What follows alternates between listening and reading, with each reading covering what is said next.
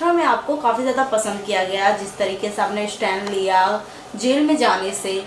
हालांकि आप बाहर आ गए, ऑडियंस कहीं ना कहीं आप पूरे घर को एंटरटेन कर रहे थे, और स्पेशली अगर मीडिया टीम को बोला जाए तो एंटरटेनमेंट के तड़के आप ही लगा रहे थे। तो फर्स्ट ऑफ ऑल क्या कुछ कहना चाहेंगे ऑडियंस को कि आप घर से बाहर आ गए हैं? हमारे प्यारे प्यारे व्यूअर्स को, ऑडियंस को, समर्थकों को, साथियों को, भाइयों को, बहनों को, विश्व भर में जो हमें चाहते हैं उन्हें हम यही कहेंगे। वो एक गाना था, चलो बुलावा आया है, हमें भी बुलावा आया था, कोर्ट ने हमें बुलाया था। जब कोर्ट की पेशी लगती है तो हाजिरी लगानी पड़ती है। तो कोर्ट की पेशी के कारण यानी हम एक ऐसे माननीय उच्च न्यायालय जो अदालत है वहाँ के मुख्य न्यायमूर्ति जी के सामने भारत के संविधानिक जो संबंधित केस थी, उस केस के सिलसिले में हमें बुलाया था। इसीलिए हमको जो है केस की तारीख पर अपनी बहस करने के लिए, अपनी आर्गूमेंट करने के लिए मुझे और डॉक्टर जयश्री पाटिल को जो है कोर्ट में जाना पड़ा था।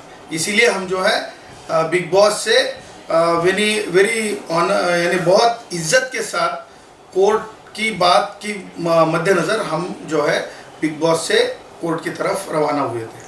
हालांकि अब बाहर आ गए, ऑडियंस कहीं ना कहीं अभी भी नाराज है, तो कोई ऐसा अपकमिंग में प्लान है सर कि बाद में भी हम री एंट्री भी कर सकते हैं?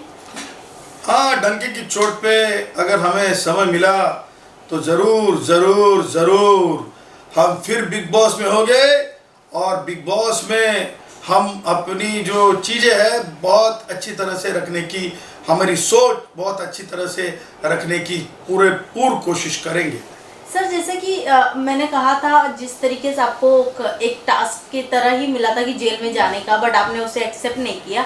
बट ऑडियंस अभी तक कहीं ना कहीं कंफ्यूजन में है क्या कि सर ने अगर एक्सेप्ट कर लिए होते तो एक और हमें चीज़ें देखने को मिलती है कि अगर एज अ लॉयर अगर जेल में जाते तो वहाँ पर क्या कुछ करते वो।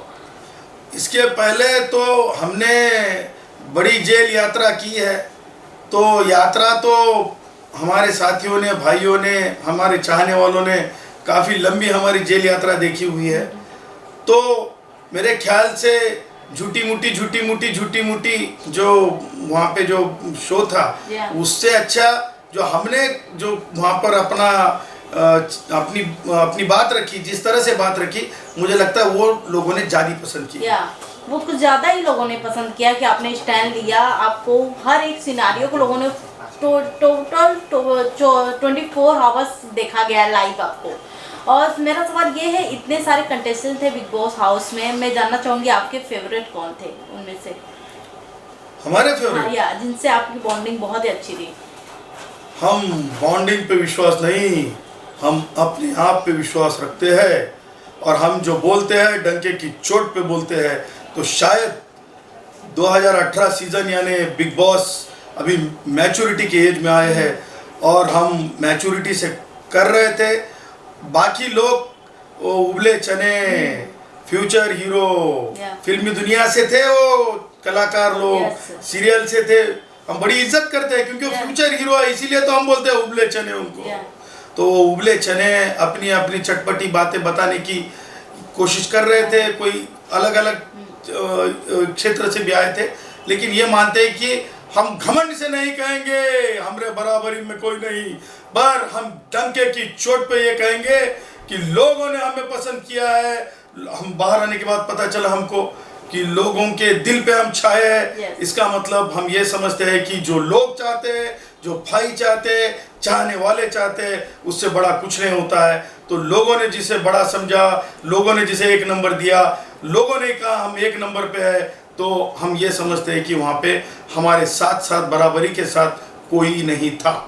क्या बात है सर। मैं जानना चाहूँगी, इतने सारे कंटेस्टेंट में से आपके टॉप 5 कौन है जिसे आप देखते हैं? हालांकि आपने उनके साथ रहा है, पर्सनली आपने जाना है, आपको उनके बिहेवियर से लगता है कि कौन फ्यूचर में टॉप 5 रहेगा या फिर कौन ट्रॉफी उठा सकता है बिग बॉस 18 का? वो सारे 17 एक बराबर है, और गुणरत्न सदावर्ते सबसे ऊपर है। ये हम नहीं कहते हैं, ये जनता कहती है, ये पब्लिक कहती है, ये पब्लिक बोलती है। कहीं ना कहीं अगर आप घर में बने रहते तो हालांकि टॉप 3, टॉप 2, टॉप 1 में भी आप रहते, बट इन केसेस आप बाहर आ गए हैं, तो मेरा ये है कि आपके अकॉर्डिंग कौन आपके हिसाब से लगता है कि इस बार बिग बॉस में अच्छा गेम प्ले है उसका इस समय?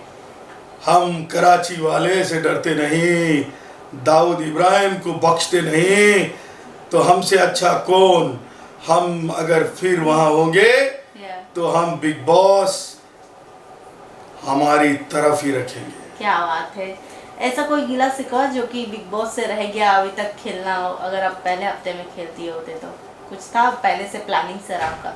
नहीं, हम स्क्रिप्ट के ऊपर विश्वास नहीं करते, इसीलिए तो मैंने सलमान से एंट्री के समय कहा था कि सलमान, रियलिटी शो में रीटेक नहीं होता है। हमारे कहने का मतलब ही वो था। Thank you sir. लास्टली क्या कुछ कहना चाहेंगे ऑडियंस को आप?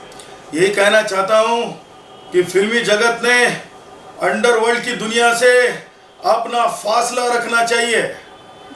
चीज़ें बेहतर करने के लिए कलाकारों ने अपने दूसरे कलाकारों के साथ मिठास रखनी चाहिए। खटास, छोटी सी खटास के लिए गलत चीज़ों के साथ बहते न जाना चाहिए। इसके परिणाम हमें लगता है कि इसके पहले भी कला जगत ने भुगते हैं अंडरवर्ल्ड से, तो अंडरवर्ल्ड से दूरी रखना ही कलाकारों ने बेहतर है।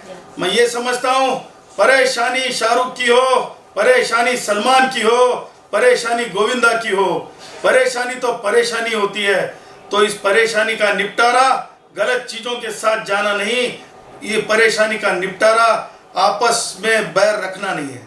क्या बात है। Thank you so much sir. Thank you.